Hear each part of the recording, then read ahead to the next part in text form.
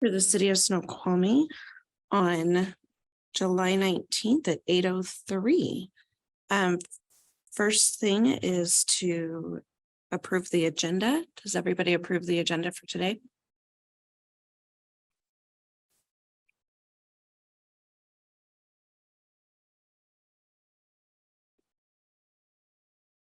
And they can hear you. Joelle and Larry, can you hear me? Hear you, Bobby. Okay, great. So do you approve the agenda?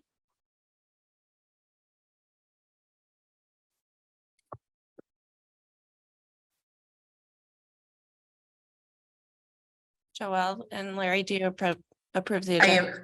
I approve the agenda. Yes, I do too. All right. And it doesn't look like there's anyone for public comment. So do we approve the minutes from May 17th?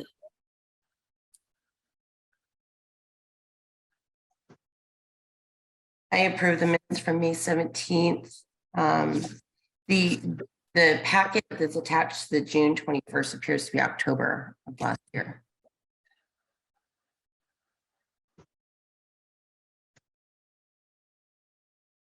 Okay, so I wasn't at the meeting, so I don't know if my approval counts. It does. it does.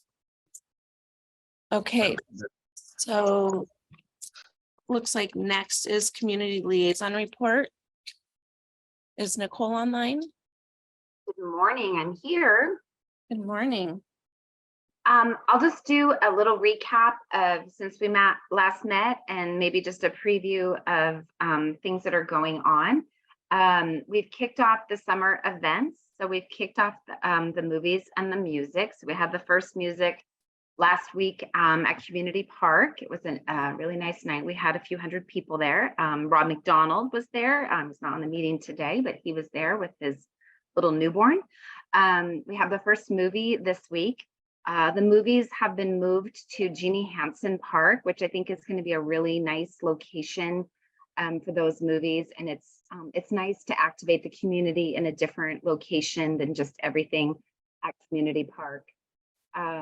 Let's see what else is going on. The Arts Commission, this Saturday, they have moved the plein air event, which has traditionally been, it's been about a dozen years now. It's been an event as part of Snoqualmie Days, but they want to grow that event and make it its own standalone element. So that will be this Saturday, and they're moving the painting experience out of downtown and they're moving it to Meadowbrook, calling it Majestic Meadowbrook. I think that will be beautiful. I can't wait to see, is it Mount Si, is it the fields, are elk out that day? So that will be happening. People will check in at Centennial Park. So that's a good thing. Let's see, I don't have my little postcard in front of me. One of the other things that I wanted to share is that Kelly and I, this past week on Monday, we had our second meeting with Ridge Merchants. So this has been a goal of both the city and the chamber and the businesses, and as well as the EDC, to help those merchants get together and create a merchants group. So we've got some momentum going. We have some committed individuals. Right now, we're following their lead and trying to kind of help them and be advocates. But right now, they just want to meet quarterly. So we're going to honor that and help them with that process. And so we had a really good meeting. We just kind of gave them updates. We learned a lot about, they shared with us like their seasons when things were a bit of a lull, when they weren't a lull. They had a lot of questions. So it was a really good discussion. And if Kelly wants to add anything, I welcome her to add anything to that. So we will be meeting again with them in September. And we're working with them on the International Block Party as part of Welcoming Week that the Chamber and the city are partnering in. Goodness, I'm trying to think of anything else. I guess I need more coffee. I think those are the highlights, unless anybody has any questions.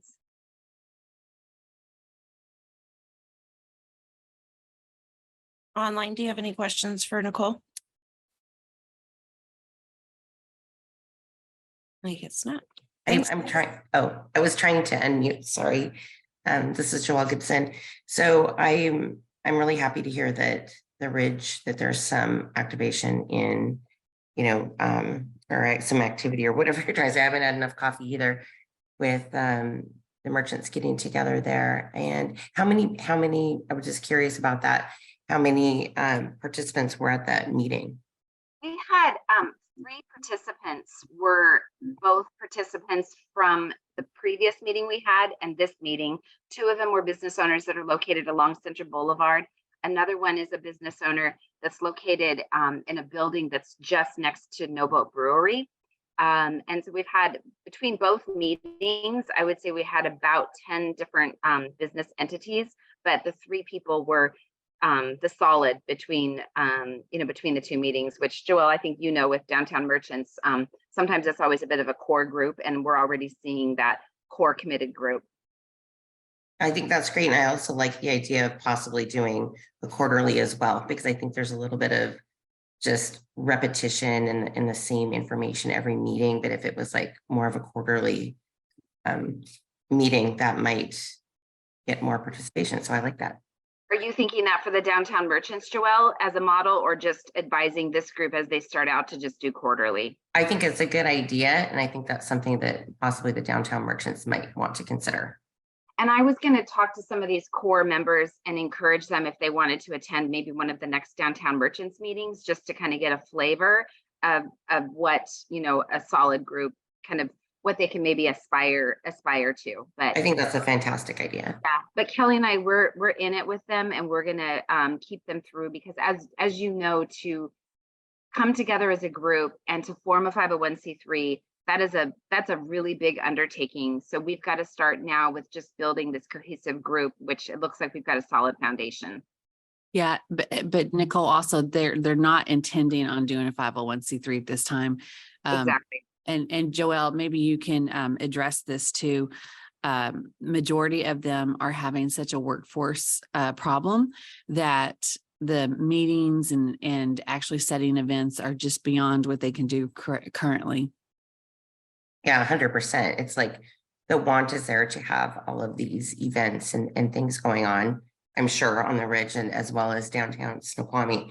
But the reality is, the people that are participating and showing up at our downtown merchant meetings are business owners, and they're working in their businesses during this time and not able to do, pull off events and work in and on their businesses at the same time. One thing that the downtown merchants is currently working on right now, we're right in the middle of it, probably middle to almost the end of finishing up, is transferring our 501c6 to 501c3. So hopefully that'll be completed within, I would like to say, the next month.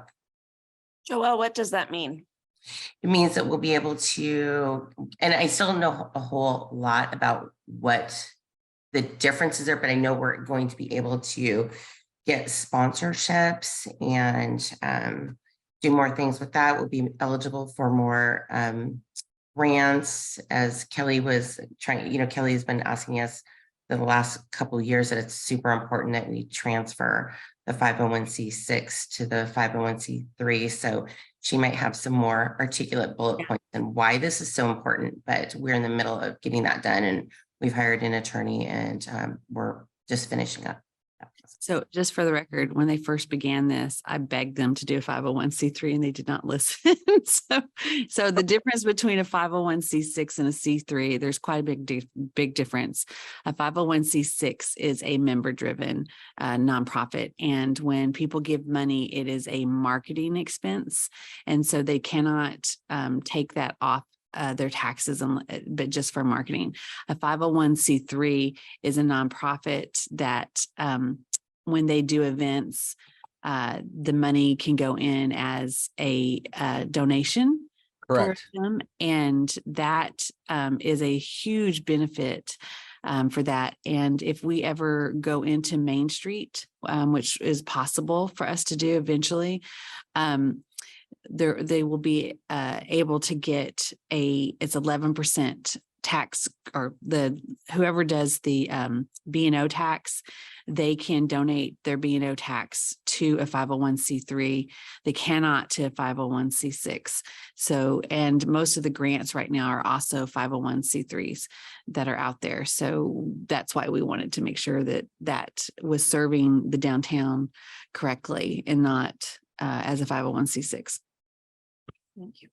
I wanted to add one more thing on the topic of the 4th of July. That was a very well attended event. I was out of town myself, but I've seen pictures and I've heard from staff and Jeff Mahal, who is part of the Church on the Ridge, who brings that wonderful event to the community.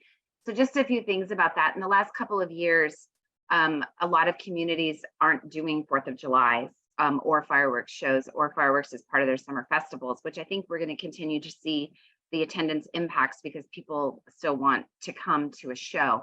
So it was a very good event. The one thing that I wanted to bring up, and Joelle, you can add to this, and I shared, Joelle, your perspective from the 4th of July with the Ridge merchants, and that it's a difficult thing because our business owners in Snoqualmie are small business owners, and that's a holiday. And so I think there's this balance or this, are you going to be busy? Are you not going to be busy? Do we give our employees the holiday off?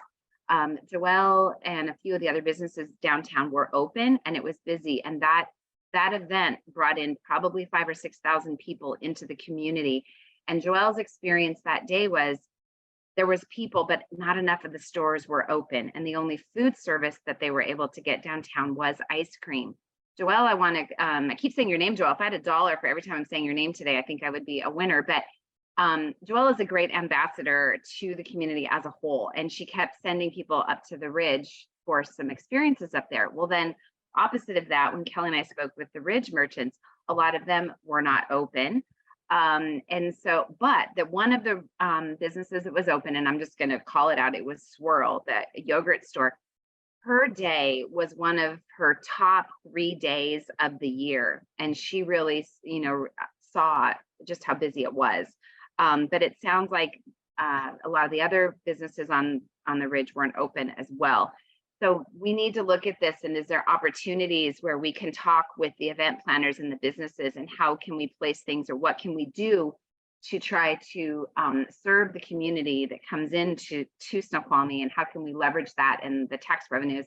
At the same time, I've always said, we're not a mall, we're not Bellevue Square, so we can't dictate you have to be open on this particular day. But we just need to keep having these conversations with our business owners and let them know maybe opportunities that are missed. So I just want to put that topic out there. I don't know if Joelle or Kelly have anything to add to that.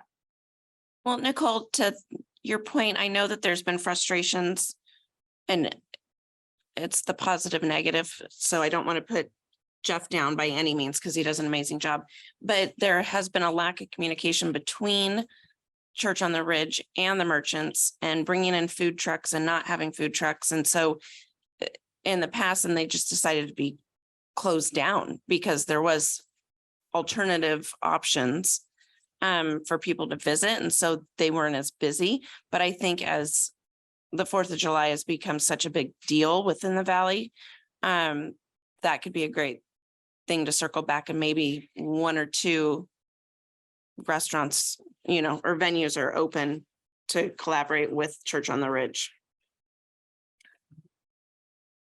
Yeah, and the other Thank thing is, yeah, and Nicole, remember that they were saying that because it was on a Tuesday, some of them were closed on regular anyway. So it was a big problem. So next year is going to be on a Thursday. So hopefully that will make a bigger difference, because they did talk about that as well. And I just want to say, Bobby, point taken, and I totally agree with you. My experience with this, it's difficult though for restaurants to turn their business into a food festival booth, right? So you can't, like Infusion, I'll just use them as an example. I don't know if they were open or closed. This is no disrespect, but it would be really challenging for Infusion to make them a tent event at a festival, and the health department fees and all of that. So it's a challenge, right? Are they open? Do we get people to go, or do we bring food trucks? And I don't know what the flavor of the food trucks were. I know for Snoqualmie Days, there is a concerted effort to not bring food trucks that have menu items that people can get downtown, because there needs to be this mutual respect between food trucks and the restaurants that are in town. Well, and the confusion too with the food trucks, they were like for this year, they came in for the evening, for dinner service and not lunch service. And I know, again, we'll just positively pick on infusion, but when it first became a huge event, she was frustrated because they were open and fully staffed and no one was there because everybody was at the 4th of July day, exhibits basically. And then now the food trucks come in at night. And so then people are there for the fireworks and the food trucks. And so it's hard for them to staff that respectfully. So nobody's open, like literally nobody was open up in the Ridge and in downtown. So. Joelle has her hand up. Joelle. Oh, okay. So, okay, I get all that. I'm sort of listening, but as a business owner downtown on the 4th of July, regardless if it's a Monday through Sunday, whatever given day, 4th of July is a big travel tourism day. There were tons of people coming through downtown. I was there most of the day. There was nothing to eat or drink in the entire downtown except for ice cream. So we were open, Carousel, Snoqualmie Ice Cream, Snoqualmie Trading Company, and the Art Gallery. And that was it. There was nothing to eat. So I felt like I was kind of standing at the door for the most part, because one of our biggest questions on any given day is, oh, we're hungry. What should we eat? So we always kind of say, what are you in the mood for? And then we send people, downtown or on the Ridge. We were directing people to the Ridge all day. I mean, like, I probably didn't need to be open. We did have a good business day, but I know for a fact that a lot of the tourists coming through will probably not return because they were hungry. So there's that. And I just think consistency is just important overall. So not every day is going to be a huge day, but if we want return business, if we want to continue to drive people to our community, to the city of Snoqualmie, on the Ridge, downtown, consistency is key. Yeah. And so Joelle, I think Dory has been talking about this as well, but having food trucks downtown on 4th of July was what was suggested. Is that still? Well, I would like to see us express this sentiment or this observation to the restaurants downtown, and give them the first right of refusal to be open. If they choose to stay closed, then I think we resort to food trucks. But I think that the restaurants downtown, they need to understand the request first. Mm-hmm. Yes. And I think that we were not aware that every restaurant it was actually shockingly surprising. So how do we articulate and get that message out to the restaurants? I would say at least several months before, like say 4th of July or a potential day where, a large number of businesses may possibly be closed. We feel that out and see, like, this is what we're planning on doing. Like, will you be open? Are you going to be open? We need to be able to serve the needs of people coming through our town and not leave. I don't know what else to say about that, but it's just, yeah. I mean, can that be a talking point for downtown merchants in the next meeting? 100%. Yes. Because I mean, at least that us can have control of having that conversation why it's fresh at the next meeting. And the other thing in that meeting to go over is the merchants would like to see, and we've talked about this in this meeting and actually wrote a letter about this to the council, and that is that a permanent stage on Center Boulevard is very much welcomed and needed. And so look for that to come out, because that came out of that meeting as well.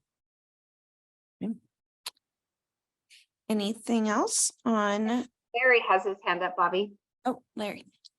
Yeah, the only comment I had was that so we had several food trucks that come work our events when there are tournaments, because we have a lot of people coming in from out of state and stuff like that. And one of the things that we notice is when we talk with the food vendors, the truck vendors, they tell us that they need to know like 3 to 4 months in advance. So I don't know if that, because you're trying to get the restaurateurs in town or on the Ridge to commit. Because otherwise what ends up happening is that if you don't book the trucks in advance, give them enough notice, they too will be booked themselves. So then we're back to square one. So I just wanted to make mention about that. That's all.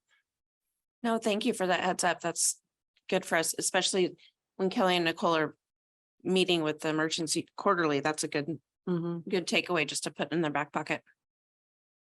Thank you, Larry.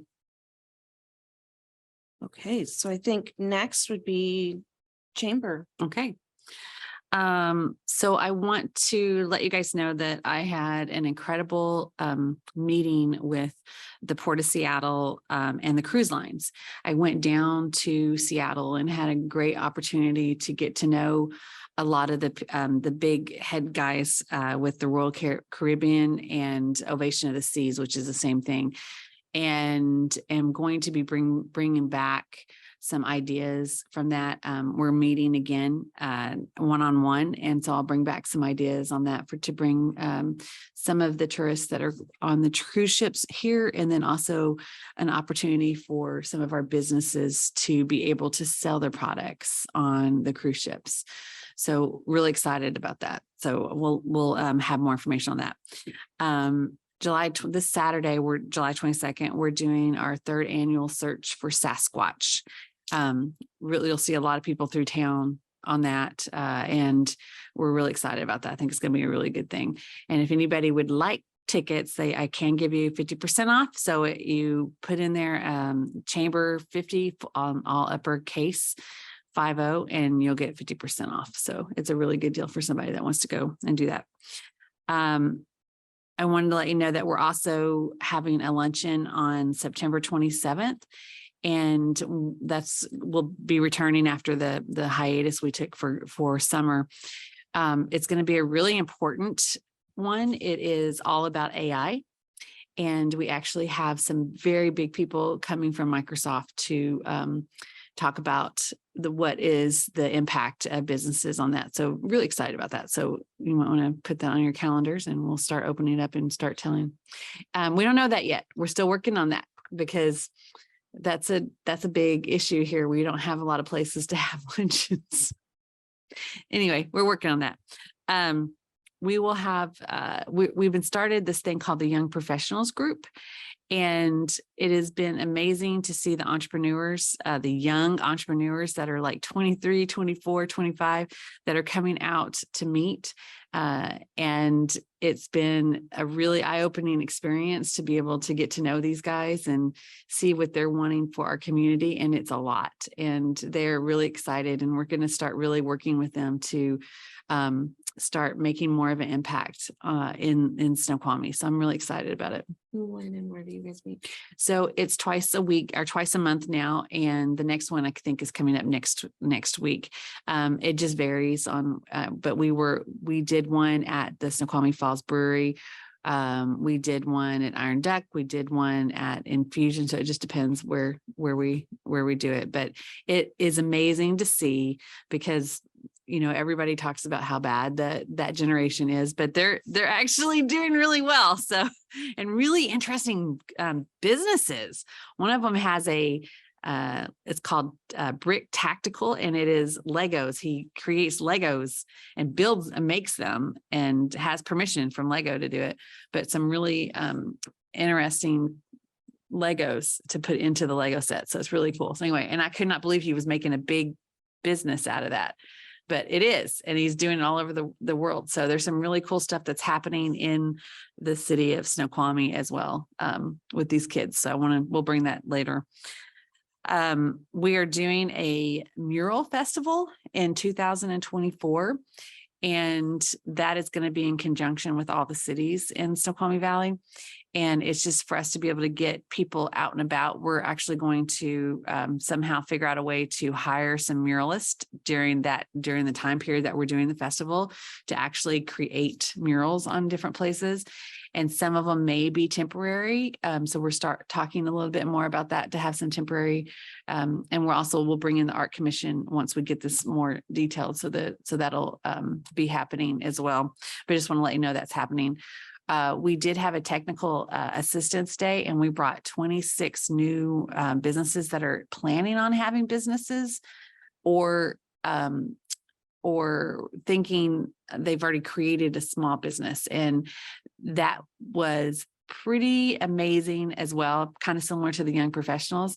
We've got a lot of entrepreneurs in this town, and they just needed to find out more information. And so that's what I've been doing as a business connector for the Port of Seattle, is what we've been, I was given that grant to be able to do that. So that's what we'll do. We've been doing. And we'll also do another business technical day, and then probably in October, November, to also bring that out as well. And we're hoping that we get funded next year to be able to do the same thing. But again, I am very impressed and proud of our community and the entrepreneurs that are happening here. And I would love to highlight some of them in the next couple of months. Well, once the summer's over, I may ask to take some time to kind of share what some of these entrepreneurs are doing, because it's pretty amazing. And there's one last thing, and that is we are looking at working with the regenerative destination planning. And what that is developing itineraries that are sustainable and are good for the environment. And so we'll bring that eventually to this probably next time, just some of what's happening with that, because I think it's along with the tribe, it's their ancestral land movement, where it's very similar to that, but just to respect the lands and making sure that we get some of that out there for when we're doing our tourism.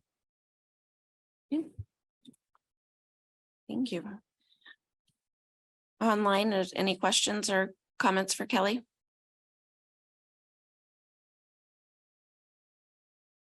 Okay, so next on the agenda is community development. Yeah, Emily Arteche, Community Development Director. Currently, we have 7 major projects that are underway. That includes the comprehensive plan, which we'll be moving forward with again at our agenda today. Two of the major projects that are moving forward is the Model Train Museum, which you've asked about periodically in the past, and there were 2 meetings on it this past week, one at the CD committee meeting and one at F&A. And so there's a draft lease and a draft development agreement that the city's working on. It'll be going forward to the city council at the beginning of August. There's a lot of support for that project right now, and believe that they want to actually extend that out and do a check-in with the community, find out if there's anything more there you should know before they go ahead and approve both of those 2 documents. I was going to mention that today is the public hearing for the Timber Trails. So we got What's preliminary trails? It's the last SR2 subdivision moving forward with Tri-Point. That's today at 1 o'clock. There is a new business opening up on the ridge. Thanks to Bobby who inquired about that. It's Sky Eats Chicken. It's going in where the former pizza joint was previously functioning. Oh, it's not the sushi? It's like, Okay. So it's the Korean chicken still? Mhm. Okay. where Mezzaluna was. Okay. That's the only new business that I'm aware of, and it's not yet open. And okay, so there are 2 more that you're working on too? Yeah, the complete list is the rails across the street, which is a small mixed use residential and commercial building. The Snoqualmie self-storage, which is a new addition to their 2 storage units. There's also a new crab commercial, which is a little small commercial project off of Railroad Avenue. Did you say crab? Correct. Is that, so there's some, a lot of going on 90th and Railroad Avenue over by where the car wash is. used to be a welding place. And they just moved in a big, huge like construction, and they just tore down one of the buildings. What is happening there? I do not know. I'm not aware of that. I don't have any details on it right now, but I could look into it. Well, look into it because I feel like they're not doing it permitted. And so that might be something to just check into, because that has been, it's very interesting to see. It looks, because bringing in a big building like that means it's like, major construction. So just curious. And there's some of those buildings I'm surprised that they are taking down. What's the address on it? It's on 90th and Railroad or Okay. 202, right by the car wash. And then what is happening with the gear there at the corner of Meadowbrook Way and 202? Gear Automotive received planning commission approval to move forward. As far as their building permit goes, I can double check on whether or not that's been issued. I don't know if it's actually been issued I think yet. they're almost done. Yeah. So it looks like they just put in all the doors and they painted the outside. So it looks like they're almost done. So I'm just curious on that. And then what about the mill site? I don't have any word on the mill site. They've been silent for quite a while, as well as Sigelo's. The economic conditions aren't quite ripe yet for them to move forward with their permitting process, but they've still expressed interest in moving forward as quickly as possible. Okay. And then have you been working at all with the construction for the SR 18? And just curious what's happening. I've heard rumors, but I don't know for sure if, and just tell me, because people are all talking about some of this stuff. So I just was curious how, I've never heard of it, and I know you haven't. There's land that was going to be given to the city up there that once they're done construction. Is that true? And is there a land swap still going to happen with the property that's over by Salish and that property that's for the hospital? I am not aware of any land swaps at all. Really? With the hospital and Salish. Yeah. If there was a land swap, perhaps it might be, outside the city's purview. If it doesn't involve city land. Is that campground? So it was the Salish had part of, well, the Muckleshoot had part of that, and they were going to build that convention center. And so what I heard is that they're going to swap the land so that there's nothing ever going to be built on that site. Are we talking over here? Okay. And then they're going to be able to build up where they weren't before, where Night on the Dark Trail is. And that is whoever owns that property up there. Outside the city limits? It is not outside city limits.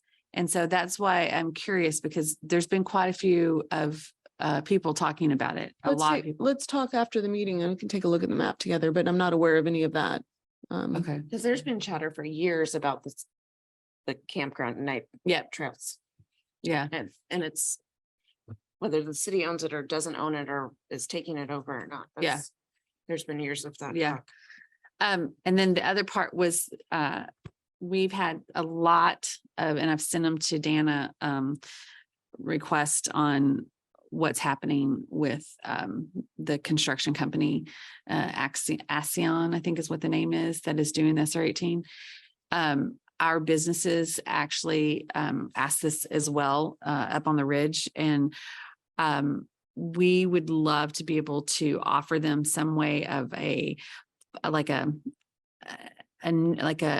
make a compromise on when they should be having their employees start coming on slow times, and kind of figuring out a way that's less impactful, because as you guys may know, last week a lot of people were in they had a accident of 3 semis, and it was some people were on for 3.5 to 5 hours. They were in traffic trying to get here, and it caused a lot of issues for a lot of our businesses on the ridge.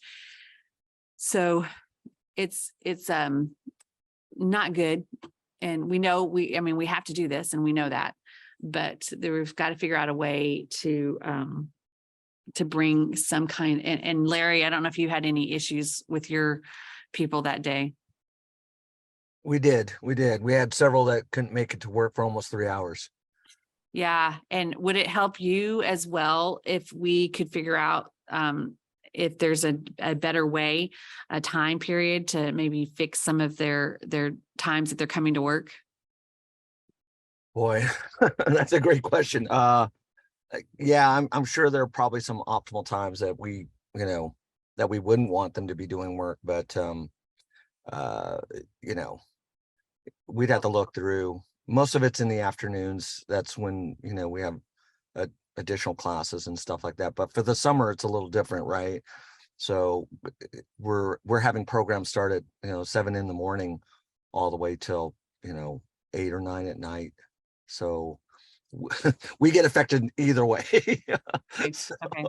yeah, so it's a little seasonal. I think it just depends on that. But if it was normal winter, fall winter season, it would be afternoons, of course. But if it's like in the summer, it's going to impact us as either way. So we probably, you know, it wouldn't be best for us to, you know, give them any specific times, I guess. Well, Yeah. Larry, are there any tournaments coming up in the next few months that the city needs to be aware of, so that maybe we can pass that on to ASEAN? I think, cannot remember the name of it. We are looking at a couple tournaments, but not until probably like October. So Probably yeah. when the main part of some of this is going to be happening. Oh geez, okay. And Wow. I think it would be really beneficial to let us know, just so, and Dana, do you know Dana McCall? I can send you her information.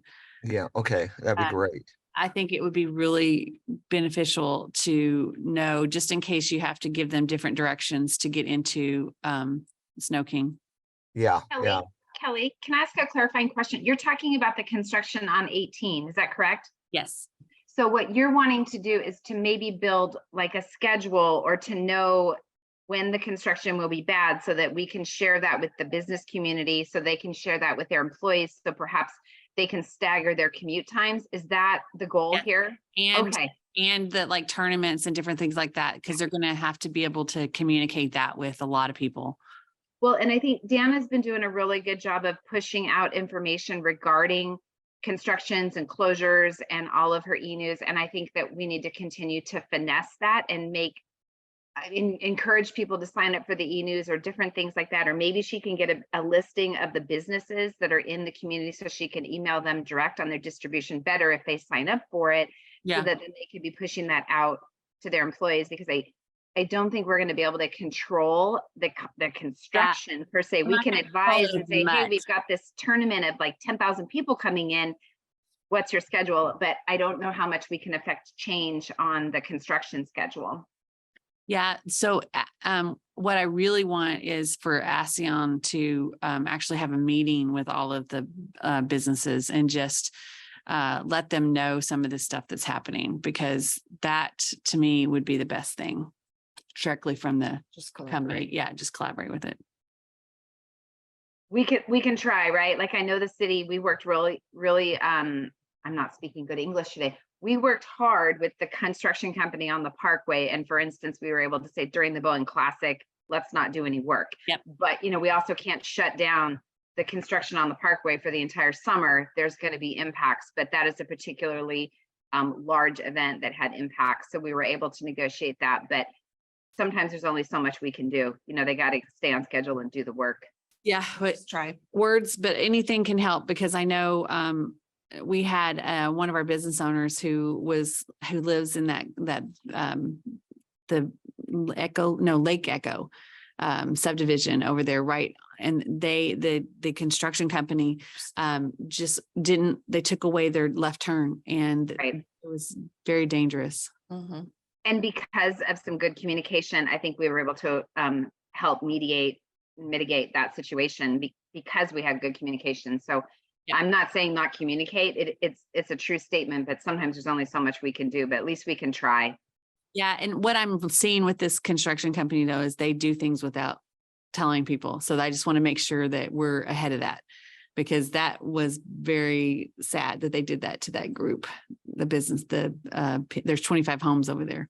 That's a lot of people to have to. It's a tough community. Yeah, it's a very tough community. So anyway, my whole reason for this is just that we really need to be able to have more communication with that company and just help, because I know Larry's got some stuff happening. So he said in October. So I just need to get on that then. yep, I think so. I think we need to make sure this happens. Okay. I know we have a lot to discuss on the comp plan. So Emily, do you want to touch base on the mayor's report? I don't have any information on the mayor's report today. Okay. Then we can move on to the comp plan discussion. Yeah, that's great. I've got our senior planner, David Goodman, ready to proceed forward with a PowerPoint presentation. Are you ready, David? Yes. Thank you.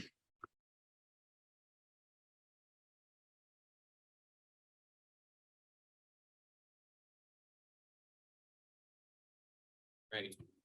Good morning. David Goodman, I'm the senior planner here. Back to chat about what might be our last discussion on economic development policies for the comprehensive plan. Before I get started, I believe we do have a quorum today. Me too. Yes, that's correct. Okay, so in that case, to skip to the end, if we do feel comfortable, then you know, the commission is welcome to vote to approve or to make a recommendation to the planning commission that will sort of send all the draft goals and policies that we've worked on here to the planning commission for them to have a brief review. They're not going to do as in-depth review as we've been doing here. But just so that's on your radar, in the case that we don't feel ready to do it, that's fine too, but that's an option that I'm at the end here. So today, I am bringing back a couple of policies that were revised based on our discussion last month.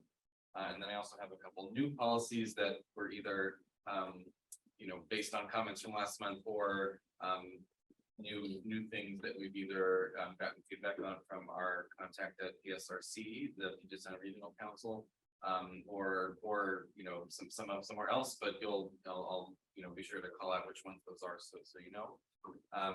After we go through those, I want to review the goals for each of the 4 sections we've been working on, and revisit the overall economic development vision statement that we kind of started this on back in May. And then, you know, if we feel ready, we can vote on a recommendation, and if not, again, we can go over it again at next month or the following. So I'm going to go through as we did the last couple of meetings. I'm going to put 2 or 3 policies up here at a time, and then I'll read through them. And if you know you have comments or changes, please say so. Otherwise, we'll go going. So under our category of business recruitment and retention, both of these are revisions. First one is identify specific industries to recruit to Snoqualmie based on sectors that are well represented in the city, such as water and ice sports, healthcare, and telecommunications. And second, recruit businesses that match the local workforce's skills to create more opportunities for residents to live and work in Snoqualmie.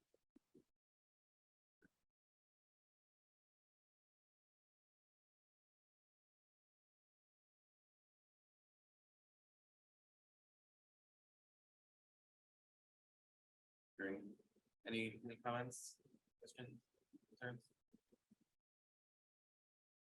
I feel like we're missing something on the first one, but I don't know what it is.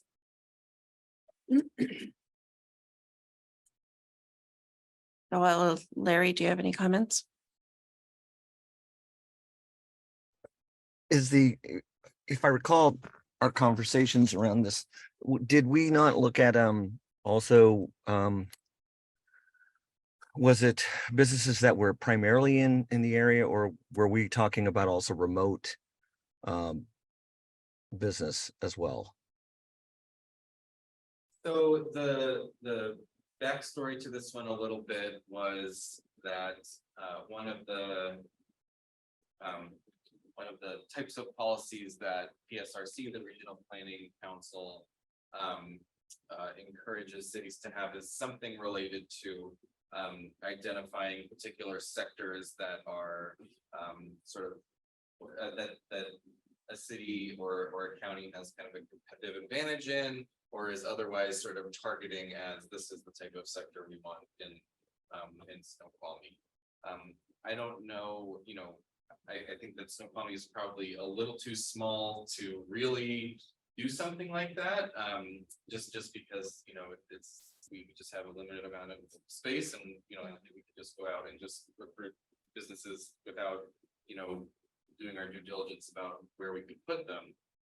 So this is kind of an attempt to thread the needle a little bit, just to give them some examples of industries that are already here and have a pretty good presence, just to kind of, speak to some of the city's strengths. So these are the examples we came up with. We could add examples, we could take them out, or we could not give examples at all and just keep it a little more open. Could we add, for lack of better words, like food services that would encompass our restaurants, and like Joelle even bringing up the fourth, that it's a big deal for our restaurants to be open. I mean, we have Saints and Scholars and Infusion and Ahar that people travel literally from Seattle and from everywhere to have those culinary experiences. So that, I think that might be what I'm feeling that we're missing versus being a community of ice sports and healthcare and telecommunications. Those are more hardcore. Something with I think with recreation, which has we've become a hub for that. And restaurants together, thinking the brewery, how many people come from the past specifically down to the brewery and North Bend Bar and Grill, even though that's North Bend, but that's just kind of destinations. So maybe to add some. So more like consumable type services. Yeah, to add that to the list that's on the first one. The second bullet point, I think personally is great, but I think we're just missing some. And we're missing one other thing. That's one of our businesses that are up on the ridge. Several of them up there, that it's aerospace. And so that's not on there, and they're $57 million a year. So I think that should be probably listed in there. Chair, Emily Arteche, Community Development Director. So part of the challenge with that first bullet was to address EDC comments from previous meetings saying if somebody wanted to go in and purchase things that were related to aquatics, where would they go? I mean, we don't have those kind of supporting businesses for that anchor, at the ice arena or the swimming pool, things like that. So is that still? Oh, I think that's still, as we're wanting to move forward, like you said, with the developing of the ice rink getting bigger and the pool coming in. I think that goes back to the mayor bringing up that we don't, not that we want big box like Dick's, but you don't have a place to go buy a baseball bat and just support the recreation that's going in the valley. I think that's very valid to keep in there. I just think we need to add in, like Joelle said, the consumables or, restaurant things that we need to be open and we want to fulfill. I think just adding that in would maybe. And like you said, the aerospace, because we do have that. It's here. It's a big one. So and I also want to note, we do have other policies that speak to, recruiting a diverse set of businesses in the downtown. And, we have several about, supporting local business. So this wouldn't be the only one about, what type of business. So just want to make sure, I know that it's covered, this sort of thing is covered as well, elsewhere. So, where on this does it talk about, and this is just because I'm aware of all these things that are happening, not any other reason. So don't take this at any reason. But we're changing. We are in the triangle of the aerospace changing to electric planes and different things like that. And the state has changed a lot of what they're going after. And that's where they're putting our emergency funds are being put into some of these bigger companies. And so I just want to make sure that we're watching technology and making sure that we are relevant of what's happening around us. And so I don't know where that would be put. But I just want to make sure that it's somewhere, just because it's very critical. And like, I think especially with the mill site. It's probably the only place left that could have a huge housing for a big company that like an REI has one of their headquarters or something like that. It could possibly go there. So I just want to make sure that that is addressed and that we keep that in mind in future years, that it's maybe not today, tomorrow, but we just want to make sure that we're watching all the technology because it's going to be changing here pretty quickly. David, we have a policy similar to that, emerging technologies, allowing a little bit of competition between businesses to allow the more aggressive and more innovative businesses to come forward.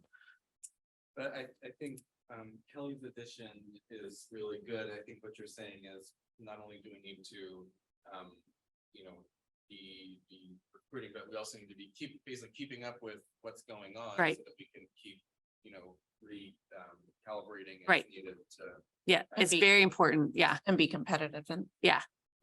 Just because there's a lot of things that are happening, especially watching these entrepreneurs come through here. And I would love to have that somewhere in there because we have such an amazing people that are in this community that are very highly educated and very highly motivated, that having something like that, a business innovation. Carrot out there. Yeah, it's just really cool. I mean, I just think it's really cool.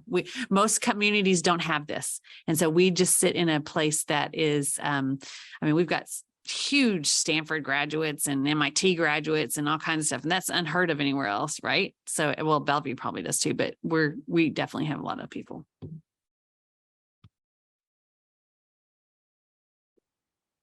Online, do you have any comments on these? No further comments? What, Joelle? Not at this time. I do not.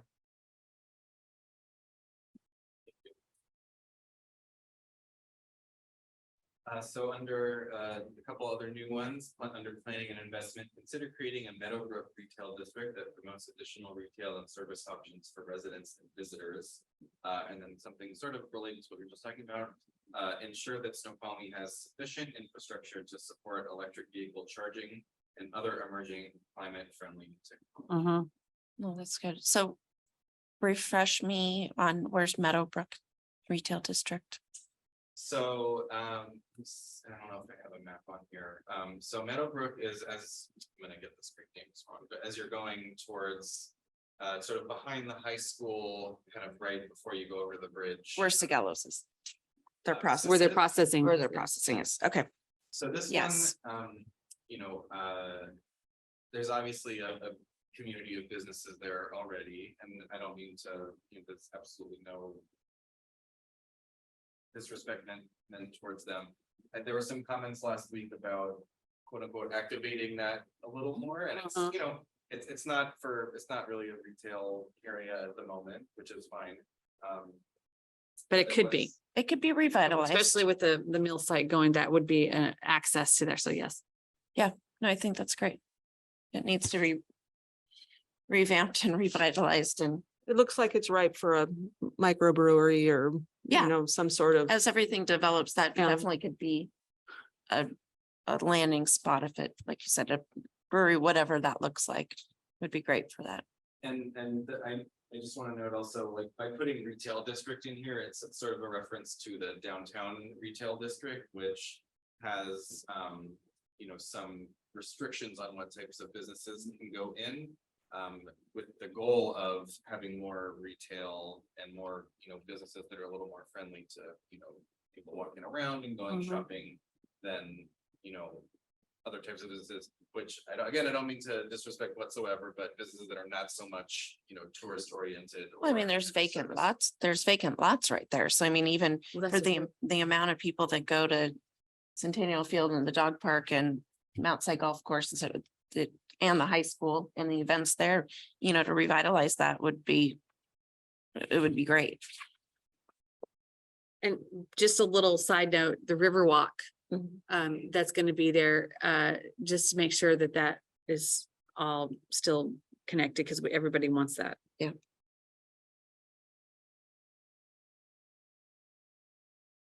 Again, online, any questions or comments on these two? What is the timeline again on the Riverwalk? What's the, where are we at on that process? Yes, Community Development Director Emily Arteche. That is a long-term project that we've been actively pursuing for a number of years. It'll likely take another decade maybe to acquire all the property identified on the master plan. I know we are making some improvements with Town Center Phase 3. And Dylan Gamble from Public Works is working on that. We're doing some improvements to Sandy Cove for the revetment. So lots of pieces are moving forward.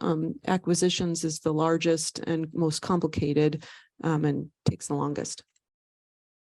If you could share with us what, knowing that it's, let's say, a decade long, it's a huge project.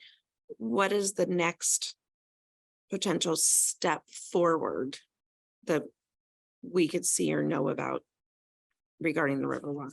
Anything on a timeline, or not really because of the acquisitions?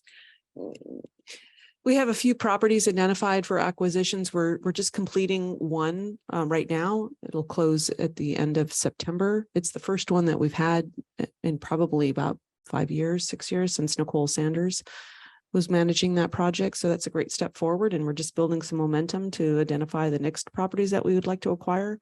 Of course, we never force anyone to sell their property.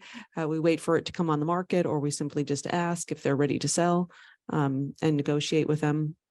So it is basically Baby steps. Yeah. But we're making progress, and we continue to demonstrate that we're making movement on those properties, and that that helps our partners at the county, at the flood control district, at King County Conservation, the parks. Okay, thanks. I just have a question with around the second bullet point with regard to infrastructure. Are we, from the city perspective, looking at creating more infrastructure or supplementing the infrastructure somehow from a cost perspective? I just was curious. I don't have any specific details about that. I mean, we could go back and take a look at, what projects are coming forward on the city CIP, for example. But it is essential to ensure that we have the proper infrastructure if we want to recruit the businesses that we'd like, to come here. Do we have the adequate sized piping for sewer, for water, what kind of improvements are required on the road, the sidewalks, the curbs, the gutters, that kind of thing. Okay, thank you. It's possible we have this, the city has this already and I'm not aware of it, but you can also do things like, create incentives for new development to say, hey, if you, include 3, charging stations, you can do an extra, however many square feet to your building or something like that. So there's also, options like that for the city to encourage it without directly, subsidizing it. So where would we get that information, David? Would we just get that from you guys then, or? Which information in particular? Oh, just like if there were incentives. I mean, if they were either from either the city or you guys are working in conjunction with either PSE or the state, or if there are other grants and stuff like that, or is that just something we just go research ourselves? I'm happy to look into it and report back.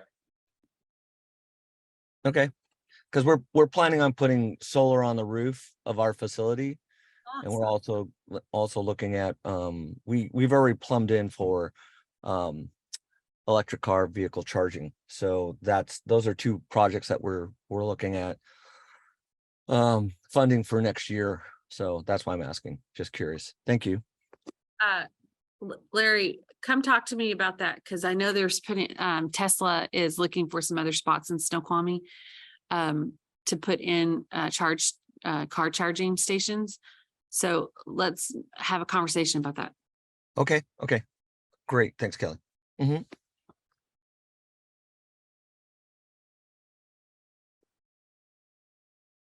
Okay, so under enhancing and leveraging community assets, identify and preserve the character and economic viability of Snoqualmie's historic sites, buildings, districts, landscape features and neighborhoods through collaboration with the King County Historic Preservation Program.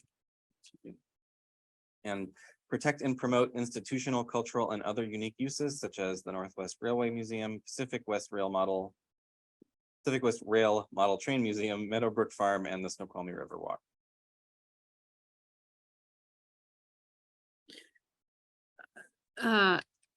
So just quick question is, I hate to even say this, but can we also put the falls?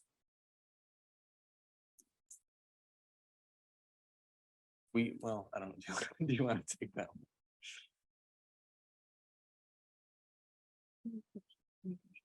one? Well, there's some stuff that's coming. We intended to try and put the words cultural and other unique uses up there to help capture anything else that was missing, and then specifically called out those uses that are actually under the city's purview. So the falls are what we're known for up here, and it's the majority of our visitors that come. And I would definitely like to have that somewhere. It's not the tribes. The falls is not the tribes. The Salish in the land will be, once they change it to their reservation land. But I feel like that needs to be put somewhere in there because it is very critical that we keep that open for tourists. Is there a way? And I'm not as well versed as everyone in this room with the tribe and protecting the falls and everything. Is there a way to put natural, like protect and promote and just add, as you have cultural, we could add natural landmarks or That would work. something. I mean, that's protecting the river, that's protecting the falls, that's protecting Mount Si. And just add natural, I'm not good with words this morning, but does that work? Natural landmark, something like that to, Or spaces maybe. yeah, That does work. I think we certainly want to acknowledge it, and we're working with the tribe to sort of, respectfully. yes, we Add want that to in there. be respectful and thoughtful about how we refer to it. So I think it's certainly possible we might include it at some point, but we're kind of want to do it in a collaborative manner with them. Yeah, so I think that's what, I had a pause on that too, going, okay, something's missing, but I think, I mean, we just, that would come also would collaborate with part of the EDC and part of the mission statement of all of our outdoorsmen, like, and I can't really articulate today, but that's just what that's what we're becoming, is just Natural landmarks. natural landmarks. Yeah, I think It includes the pass, it includes all the hiking and skiing and We may- fishing and everything. And so that could, again, maybe collaborate with the tribe on a respectful way to add our natural landmarks into that, because that's a huge focus. staff will go back and rework that one. Yeah, thank you. Online, any comments?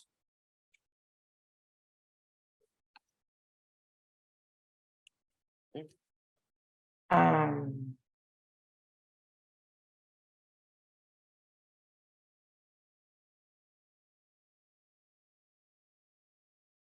No? Even in Okay. in the first one, it's good. So. So these are also some new ones. These are focused on public art.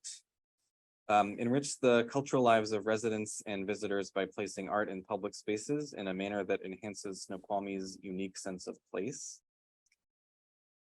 Creating opportunities, or I should say, create opportunities for public art by hosting events such as, I think it's Plan, I don't exactly know how to yeah. pronounce that. Plein air, paint out, and encourage the creation of public murals throughout the city that are representative of the history, culture, and heritage of the Snoqualmie Valley. So I would also like to see temporary put in there somewhere too, because we don't necessarily have places that people want permanent things so much. but the temporary is an additional thing that I think we should be adding. Maybe the words often used in the artistic community be temporary art installations.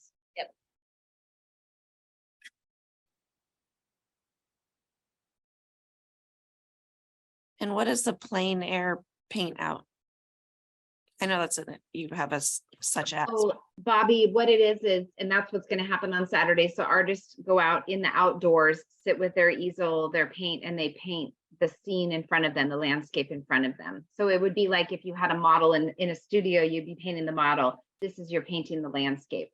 Got it. And you. Nicole, how many people are expected to come out for that event? Last year, they had about 25 people. This year, and we also have a lot of people register the day of. This year, we've got about 8 so far registered, but we anticipate, a lot the day of. It's also a bit not challenging, but because we've changed it from Snoqualmie Days to its own event, we're doing our best to get the word out that it's not going to be part of Snoqualmie Days. Will there be an expected number of people attending just to watch and participate? Not typically. Typically, it's just the artists. But there's still a lot of energy, and I'm able to track where the participants live, and it attracts from both residents of Snoqualmie and outside Snoqualmie. And interestingly, and kind of lovely, was last year we had some first-time painters that participated that were in Snoqualmie. So it's nice to have the homegrown, but it's also nice to get the regional draw, because it is what I'm aware of is one of the few, if not any on the east side, this concerted effort in this type of an event. Interesting. It's really cool. Thanks, Nicole.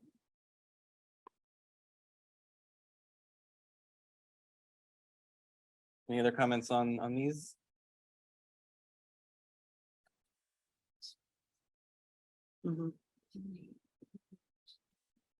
I have one quick question, and I don't know where this would fall, but when or where, under which policy this would be, but in regards to preserving historic buildings and such, it would be nice to eventually maybe see something like I've seen in other historic areas where there's plaques on buildings with a story, showing the history of the building. Is there a place to kind of put that in one of these policies? I'm not sure which one it would go under. Yes, I'm thinking the first one on here, we could add a note about identifying, preserving, and, telling the story of, or a better word than that, but somehow acknowledging, encouraging the stories to be told, I guess would. That's a good call out, Joe. Because it is fun when you go to, other cities and you see something was built in 1893 by railroad workers, or, whatever it is. That'd be. Well, I think it adds a lot of value, especially in like a historic downtown district. And I've been kind of taking pictures and notating different places that I've been that have that. It also, I think, helps to kind of slow down people walking through town and make them stay a little bit longer. And I just think it just adds overall value to the experience, especially when tourists coming through. Well, and if anybody wants an example, there's a great description on the outside of Sigillo's. They've got the Yes. And if you're ever in town at noon and you hear the bell, that the horn, that is a historic element to the community. Yes, but that is a incorrect. They have the wrong story on that, just so you know, Nicole. In what way, Kelly? Just out of curiosity. It was not for the lunch, like it says on there. It was actually something else. And Christy Lake has all the information on that, and she just brought it to my attention. So okay. It's a tribute to Weyerhaeuser, but it was the fire building, and it's the fire horn. So they've kind of took some liberties, I think, there.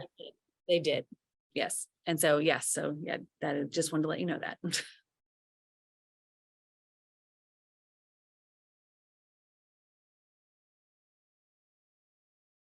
Okay, and this should be a quick one. This is a revision where we had previously not called out the historic downtown Snoqualmie Merchants Association by name, but in this case, we revise it to include that. So it reads, support the historic downtown Snoqualmie Merchants Association and encourage the formation of nonprofit merchant organizations at Kimball Creek and Snoqualmie Ridge to strengthen economic vitality, design, organization, and promotion. Do you, just because you had it on a previous slide, do you want to add in there with the development or formation for Meadowbrook retail? That's just an ask, just because it just got brought up today. If that's going to be a potential development in the future or revitalizing, I don't know if that needs to be. So just by questioning, why do we not have the chamber on there too? Just questioning on that. These are these are specific with regards to the Main Street type of retail. So, you know, Main Street Downtown Association could same kind of Main Street on Center Boulevard, same type of Main Street. I don't know what the street is that crosses over the bridge at the Meadowbrook area. So those are just unique, identified. Could be a 401. Oh, I totally understand that, but I do a lot of that for everyone. And so I just was curious why that didn't include us in there. How would you see the Snoqualmie Valley Chamber of Commerce in that particular? Just that in conjunction, maybe with it helping in promotion and is what we're basically doing. So we're helping with a lot of that. That's up to you guys, but it's just that I want to make sure that is known that we're. Are there might be other existing goals and policies that mention our partnership, to continue to strengthen our partnerships with. David, do we have one that? I don't know off the top of my head, but it'll be here somewhere. Okay. I'll make sure that it's called out by name somewhere. Okay, thank you. With obviously, I support you wholeheartedly, but I think it's almost a separate entity than this. Well, we're creating a valley-wide tourism group. So we will be the destination marketing organization, and we are currently. So that just needs to know that is part of that. So Ties in someplace.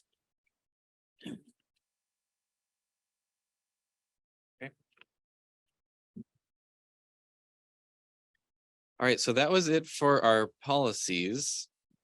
Hooray. So now I'm just going to go over our goals. We have four sections and four goals, one for each. And then I have our overall economic development vision statement at the end here. So for business retention and recruitment, this is a goal. The city fosters a business climate that facilitates. Oops, you know what? I mixed these up. So this one is actually business recruitment.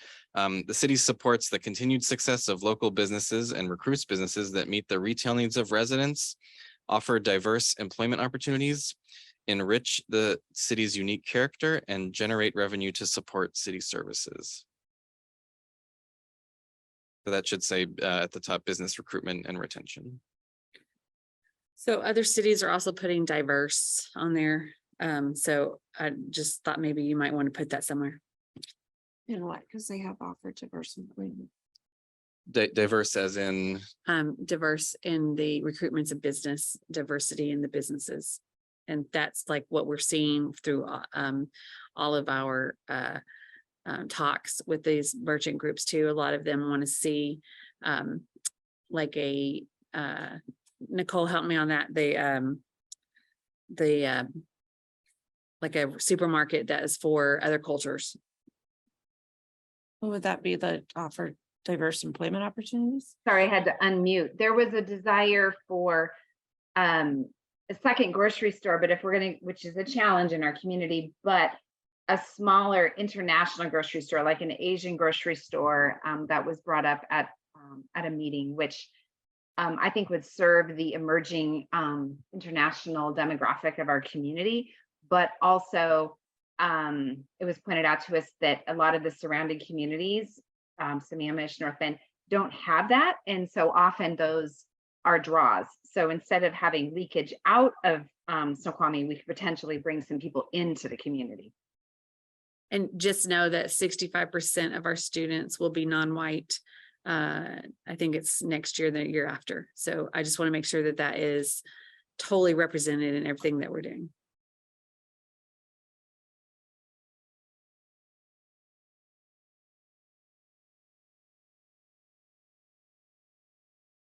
So I'm hearing it diversity in the sense of both business Recruitment. type and Yes. sort of the, you know, cultural diversity, things like that. Yep. Okay. I just want to add a little editorial too. I've seen different stores coming in other communities into existing footprints of buildings and being able to remodel. So it's not that we'd be asking or seeing that something could come in and be, built from the ground up. We could probably take some existing real estate. There might be some code changes, or like David and I have been talking, there's some things that are across the street on the No Boat, the Safeway side, where there could be some potential for a smaller international grocery store to go in. I don't want to be getting ahead of ourselves, but it's something to maybe keep an eye on.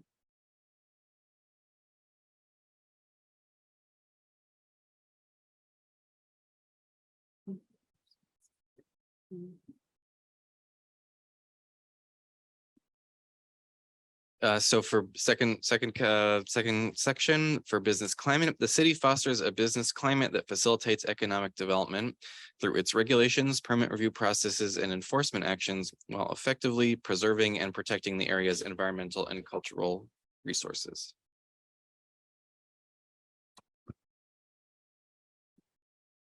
Just as an ask, not a revising, how do we have it? How does the city now enforce the rules? Like thinking some of the downtown merchant buildings that need some cleaning up, like it's just an ask on how that can be regulated. Not sure if this is going to answer your question, Emily Arteche, Community Development Director. If a call comes in to the city, we research it. It's essentially a code complaint. We determine if there's actually a violation there. Okay. And if there is a violation there, we do a friendly knock and talk and ask if they could remove the violation. And if not, there's other steps that we take to move forward with enforcement. It is primarily complaint driven. So you would need to let the city know, or someone would need to let the city know, unless we found out about it on our own. Okay. Just yeah.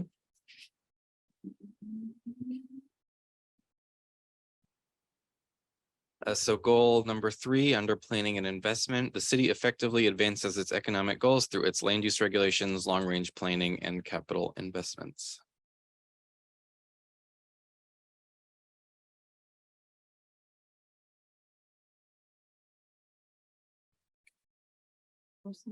I know there's something missing, I just haven't figured it out yet. online, any comments? We feel that there's something missing, but we're not sure what.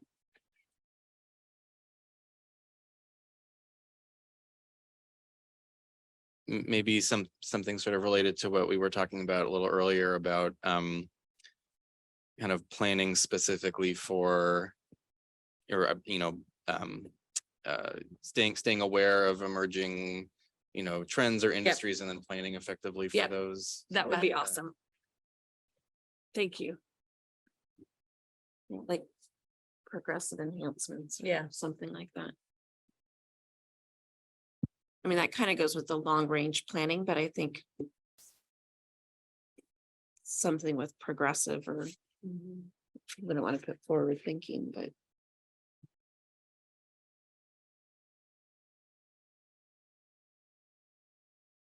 I like that, something like emerging trends. I do like that. Thanks, Joelle. The one thing that also is missing on all of this is just that we don't do a good job of going and talking to our businesses and finding out the retention and just trying to get an idea of that. And I don't know if that could be put in there. It's just it's communication through our businesses and knowing what their needs are, the needs assessment. There is a policy in here, they didn't highlight it today, but it was about maintaining ongoing dialogue with local businesses to identify, Okay. you know, challenges, opportunities. So Yeah. that is covered. Okay.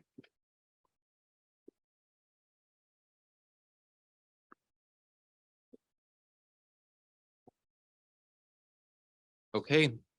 Oh, sorry, last one here, enhancing and leveraging community assets. The city promotes desired economic development while preserving the unique features of Snoqualmie that residents most value.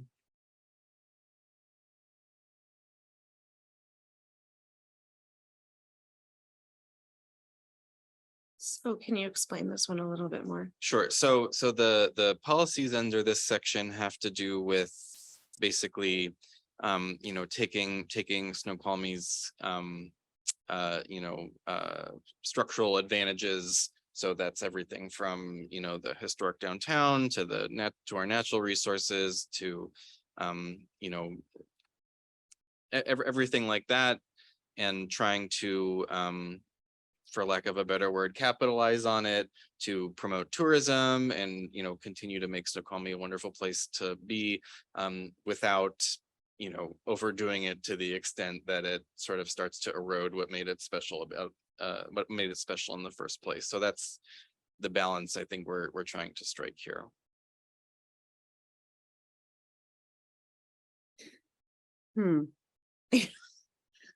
The residents' most value is. I get, that's why I asked the question, like, I get what you're saying. I don't know. It's so vague Mhm. that if But that's that's a what, reason, right? You want it vague, right? yeah, so it's like that in between.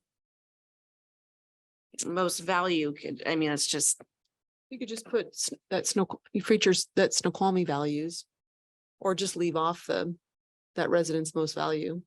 Well, no, I like that that's in there because, you know, just like the falls is they value that. They value Sandy Cove, they value, you know, Snoqualmie Point Park. So there's a lot in all of their trails and things like that. So I think that is important. Yeah, and remember, these are meant to be less specific. Right. These are broad-based goals. So maybe it's almost like residents. residents most value and appreciate, because Or appreciate support. or support, yeah. We could change it also to something like, you know, not in these words, but, you know, something about while, you know, preserving the, you know, the vision for Snoqualmie, something like that, about how, you know, doing all of this while, you know, doing all of this promotion and inviting tourists in while sticking to the vision that Snoqualmie's residents have for their own city. It's a bit of word salad, but Word salad. Something like that. It's support value, I get, but there's just more than value. more than value. Like It's you more than said, value. It's Appreciate, appreciate. support. because there's values and then there's what's all encompassing. Yeah, maybe could you even substitute the word value to appreciates? But I think value gives you Gives the it- heart and the substance Right. of it. Gives it It more- may be something like, I think just um, add on to instead it. of preserving, we could say, well, staying true to, you know, again, not in these words, but the things that drew people to the area in the first place. or Kind of that something like concept. that. I think that needs to be added because values is your core. And then there's everything else Appreciates.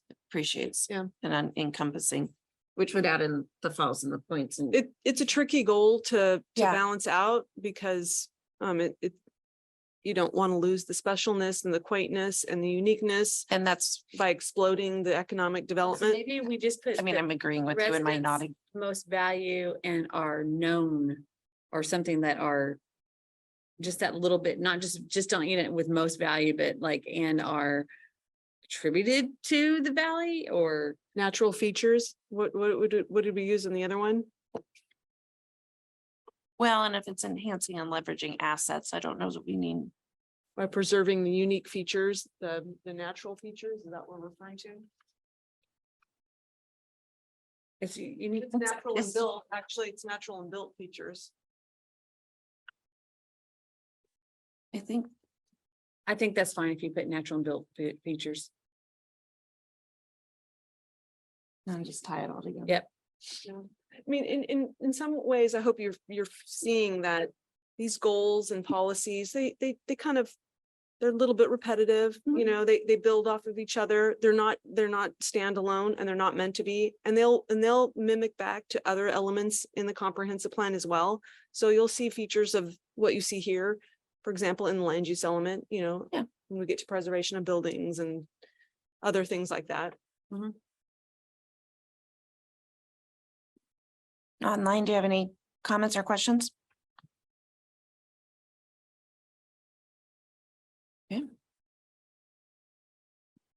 Okay, so those are our 4 goals. And then my last slide here is our vision statement, which we covered a little bit at the very beginning of our journey together here in May. And I think it was Rob who sent me a bit of a revision of what we started with. And so this is based off of that. So I'll read it out. Snoqualmie aspires to be a vibrant small city, a beacon for employers offering essential goods and services for residents and visitors, generating sustainable tax revenue, all while preserving its distinctive character and continuously improving the quality of life. Especially, that should say its quality of life. Do we want city or community? Can be whichever, whichever. Yeah, I you don't know like. if it makes a difference.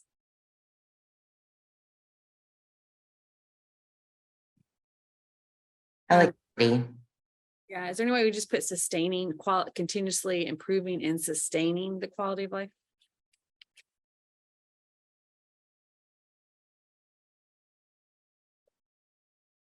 Joelle, what was your comment?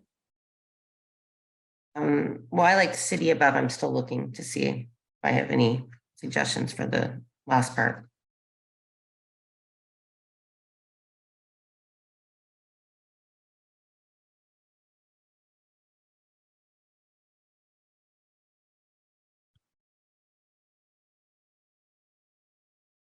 Actually, I think it looks good overall.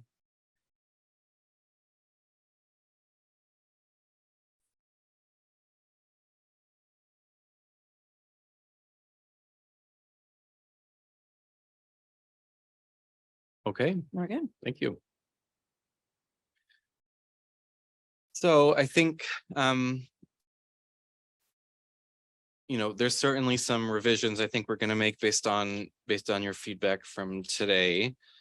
I suppose there's a couple different ways we could go about our next steps. Do you want to cover that? Yeah. Some things that come to mind right now, Emily Artiche, Community Development Director. We could go ahead if these are minor enough and make the corrections and perhaps even send them back out to the EDC just to confirm that, you know, they are what you asked them to be. Or we could bring them back to you and take a look at them in the August meeting and go through them one more time.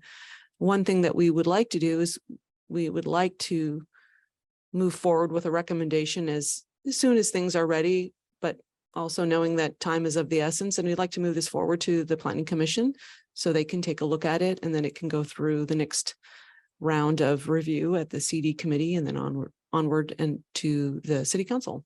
So I can speak to that. I think that I trust David and his actions, and they're minor enough that he can do some revisions and we can just move forward. But that's my opinion.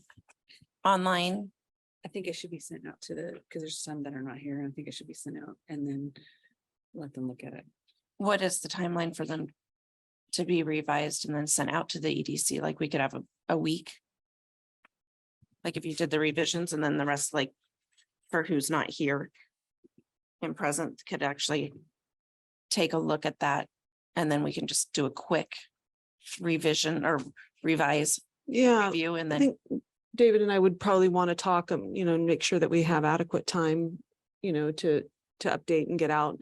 The one future timeline that we're thinking about is getting a packet material ready for the August 7th Planning Commission meeting, which would be the first Monday of August. So we would have now until, the last Friday of July. Is that right? Last Friday of July? Yes, although the other option we could do is the August EDC would be August 16th. And the second planning commission would be on the 21st. So theoretically, we could bring this back to the commission on the 16th of August, finish it, and then have it ready to go for the planning commission at their meeting the following Monday. That would work too, if we're willing to. wait The 2 second, weeks. the second meeting in August. Yep. One thought comes to mind is that we start to lose people as we go into August. So well, and that's my ask is that bearing your guys' schedule and timeline informally, are you guys able to do the revisions, send them to us so we can get it to Ryan and some others that aren't here and then say, we're good to go. And then you can present it to the planning commission. I just don't know timeline wise if that works for you guys. So not waiting until the August meeting, because I actually probably won't even be here. it sounds doable. David and I would have to, Yeah, for the sake of time, like speed it up, but yet the Yeah, other commissioners have a quick peek at it. Yes, I think we can do that. I just want to make sure that, there's this sort of an official, I don't know how we would do a recommendation in that, at that point, or if we had an official vote on, yes, the EDC recommends this, that would be, I just want to make sure You that could- it's clear. you could maybe clarify it. Like if we go ahead and send out these minor revisions to the commission and there's, no further discussion needed, then, Bobby, you could go ahead and put together a recommendation with staff's help that we could give to Okay. planning commission. Yeah, just to give that opportunity for who's Yeah. who's not here, but I think they're minor enough that we could expedite this and not hold it hostage until the next meeting. Okay, You guys great. can move forward. We'll just get the quick approval or yay or nay of everybody else, and then you guys can present and keep, like I said, moving it forward for the August 7th. I think that's fine. I just want to make sure that the email yay or nay is sort of, procedure wise, if that covers us well enough to be okay. I think if we go ahead and present that information and float it out there, I mean, if we start getting, more edits and more concerns, I think at that point we'd probably pause and say, hey, Exactly. let's bring this back to the EDC. But if the changes are as simple as we anticipate them to be, I think- I think having the commission look at it, and if, there's no further discussion, we just move forward and prepare a recommendation for you. And then again, we would just need correct me, because I honestly don't know. We would just need forum in, here's 4 or 5 people that confirm and say this looks You good. could do that now if you want to. You could ask the commission to go ahead and give you the permission to go ahead and make that recommendation to PC if there's no further discussion on these once we send them out. Okay, how do I do that? Huh? I said, how do I do that? Online, are you okay with this, doing a quick review with the rest of the commissions, and then if there's no changes, then we agree to move it forward to PC? Yes, I think I would like to see another revision only because I just printed this out last night, not thinking to do it ahead of just one day. So I do better with kind of printing things out and looking things over. So I think that would be good if we could all get together on that. Yeah. So once we get it back from you guys, then we'll just get everybody's yays and Yeah. It's been extremely good feedback, and it's been such a smooth process and so enjoyable working with all the commissioners on this. Thanks. A bit of a pat on the back, the first element that's moved forward from the city in over 10 years. And this will be the first one that will get to the council as a whole. So congratulations. Thanks. Thank you very much. Okay. Good work. Thanks. Do we have any new business? I think this was mainly our new business. Is done? Mm-mm. Okay, online, do you have anything else or we motion to adjourn? Motion to adjourn. Hey, we adjourn at 9:37 on July 19th.